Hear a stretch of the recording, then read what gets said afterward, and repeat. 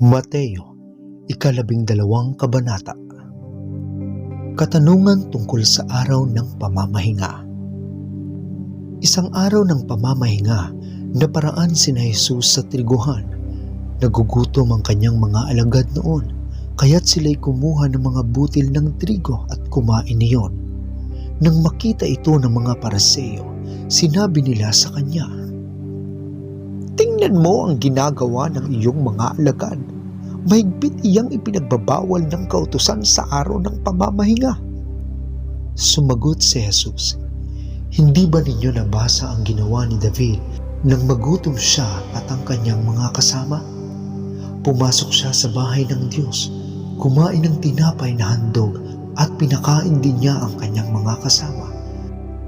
Lapag sa kautusan ang ginagawa nila sapagkat ang mga pari lamang ang may karapatang kumain niyon. Hindi ba ninyo nababasa sa kautusan na tuwing araw ng pamamahinga, ang mga pari ay may ginagawa sa templo na bawal gawin sa araw na iyon? Gayon may hindi sila nagkakasala. Sinasabi ko sa inyo, may isang naririto na higit na dakila kaysa sa templo. Kung nauunawaan lamang ninyo ang kahulugan ng mga salitang ito, habag ang nais ko at hindi ang inyong handog. Hindi sana ninyo hinahatulan ng mga walang sala. Ang anak ng tao ay siyang Panginoon ng araw ng pamamahinga." Pinagaling ang lalaking paralisado ang kamay. Pagkaalis ni Jesus sa pook na iyon, pumasok siya sa sinagoga. May isang lalaki roon na paralisado ang isang kamay. Naroon din ang ilang taong naghahanap ng pagkakataong maparatangan si Jesus. Tinanong nila si Jesus, "Naaayon ba sa kautusan ang pagpapagaling ng may sakit kung araw ng pamamahinga?"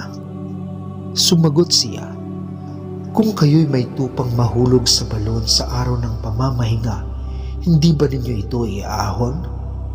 Higit na mahalaga ang isang tao kaysa sa isang tupa, kaya't naayon sa kautusan ng gumawa ng mabuti sa araw ng pamamahinga." Pagkatapos sinabi ni Jesus sa lalaki, "Iunat mo ang iyong kamay." Iniunat nga ng lalaki ang kanyang kamay at ito'y gumaling gaya ng kabilang kamay. Umalis naman ang mga Pariseyong naroroon at nag-usap-usap kung paano nila maipapapatay si Jesus. Ang lingkod na hinirang. Nang malaman ito ni Jesus, umalis siya sa lugar na iyon. Maraming tao ang sumunod sa kanya at pinagaling niya ang lahat ng may sakit. Ngunit mahigpit niyang ipinagbilin na huwag nilang ipamalita kung sino siya. Sa gayon, natupad ang sinabi ng Diyos sa pamamagitan ni Propeta Isaias.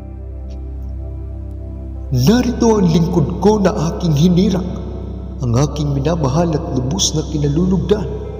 Ibubuhos ko sa kanya ang aking espiritu, at siya ang magpapairal ng katarungan sa mga bansa. Hindi siya makikipag-away o makikipagsigawan, ni magtataas ng boses sa mga lansangan. Hindi niya puputulin ang tambong marupok. Hindi rin niya papatayin ang ilawang umaanap, hanggang katarungay hindi nagtatagumpay ng ganap, at ang pag-asa ng mga hintil sa kanya ay ilalagak." Si Jesus at si Beelzebul. Dinala noon kay Jesus ang isang lalaking bulag at pipe na sinasapian ng demonyo. Pinagaling siya ni Jesus kaya't siya'y nakakita at nakapagsalita. Namangha ang lahat at sinabi nila, "Ito kaya ang anak ni David?" Nang marinig ito ng mga Pariseo, sinabi nila, "Nakapagpapalaya siya ng mga demonyo sa pamamagitan ng kapangyarihan ni Beelzebul, ang pinuno ng mga demonyo." Subalit alam ni Jesus ang kanilang iniisip, kaya't sinabi niya, "Ang bawat kahariang nahahati at naglalaban-laban ay babagsak, at alinmang bayan o sambahayang naglalaban-laban ay mawawasak. Kaya't kung si Satanas ang nagpapalayas kay Satanas, kinakalaban niya ang kanyang sarili. Kung gayon, paano pa niya mapapanatili ang kanyang kaharian? Kung ako'y nagpapalayas ng mga demonyo sa kapangyarihan ni Beelzebul, kaninong kapangyarihan naman nagpapalayas ng demonyo ang inyong mga tagasunod? Ang mga tagasunod ninyo ang magpapatunay na maling-mali kayo. Ngunit kung ako'y nagpapalayas ng mga demonyo sa kapangyarihan ng Espiritu ng Diyos, nangangahulugang dumating na sa inyo ang kaharian ng Diyos. Hindi mapapasok ang bahay ng isang taong malakas kung hindi muna siya gagapusin. Kung nakagapos na siya, saka pa lamang malulooban ang bahay niya. Ang hindi panig sa akin ay laban sa akin, at ang hindi ko kasama sa pag-iipon ay nagkakalat. Kaya't sinasabi ko sa inyo, mapapatawad ang anumang kasalanan at paglapastangan, ngunit hindi patatawarin ang anumang paglapastangan sa Espiritu. Sino mang magsalita laban sa anak ng tao ay patatawarin, ngunit sino mang magsalita laban sa Espiritu Santo ay hindi patatawarin, maging sa panahong ito o sa panahong darating. Sa bunga nakikilala.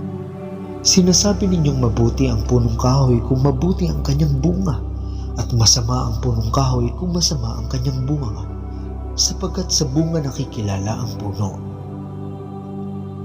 Lahi ng mga ulupong, paano kayong makakapagsabi ng mabubuting bagay gayong kayo'y masasama? Kung ano ang nag-uumapaw sa puso ay siyang sinasabi ng bibig. Mabuti ang sinasabi ng mabuting tao, sapagkat puno ng kabutihan ang kanyang puso. Masama ang sinasabi ng masamang tao, sapagkat puno ng kasamaan ang kanyang puso.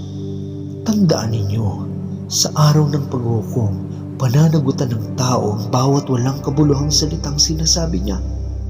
Pawawalang sala ka o parurusahan batay sa iyong mga salita. Hinanapan si Jesus ng himala.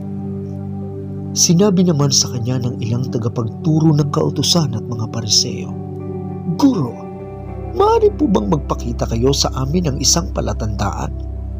Sumagot si Jesus, lahing masama at taksil sa Diyos. Naghahanap kayo ng palatandaan, ngunit walang ipapakita sa inyo maliban sa himalang nangyari kay Propeta Jonas. Kung paanong si Jonas ay 3 araw at 3 gabing nasa tiyan ng dambuhalang isda, ang anak ng tao ay 3 araw at 3 gabi ring nasa libingan. Sa araw ng paghuhukom, tatayo ang mga taga-Ninive at sasaksi laban sa lahing ito, sapagkat nagsisi sila matapos pangaralan ni Jonas. Ngunit higit pa kay Jonas ang naririto. Sa araw na iyon, sasaksi rin ang reyna ng Seba laban sa lahing ito. Naglakbay siya mula pa sa dulo ng daigdig upang masaksihan ang karunungan ni Solomon. Ngunit higit pa kay Solomon ang naririto ngayon. Ang pagbabalik ng masamang espiritu. Kapag ang masamang espiritu ay lumabas mula sa isang tao, siya'y gumagala sa mga lupaing tigang upang maghanap ng mapagpapahingahan. Kung wala itong matagpuan, ay sinasabi sa sarili, babalik ako sa tahanang aking pinanggalingan. Pagbalik niya at makita itong walang laman, malinis at maayos, aalis muna siya at magsasama pa ng 7 espiritong mas masama pa kaysa sa kanya, at papasok sila at maninirahan doon. Dahil dito, ang kanyang magiging kalagayan ay mas masama pa kaysa dati. Ganyan ang mangyayari sa masamang lahing ito. Ang ina at mga kapatid ni Jesus. Habang si Jesus ay nangangaral, dumating ang kanyang ina at mga kapatid. Naghihintay sila sa labas ng sinagoga dahil nais nila siyang makausap. May nagsabi kay Jesus, nasa labas ang inyong ina at mga kapatid. Ibig nila kayong makausap. Ngunit sinabi niya, sino ang aking ina at sino-sino ang aking mga kapatid? Itinuro niya ang kanyang mga alagad at sinabi, sila ang aking ina at mga kapatid, sapagkat ang sino mang sumusunod sa kalooban ng aking Ama na nasa langit, iyon ang aking ina at mga kapatid.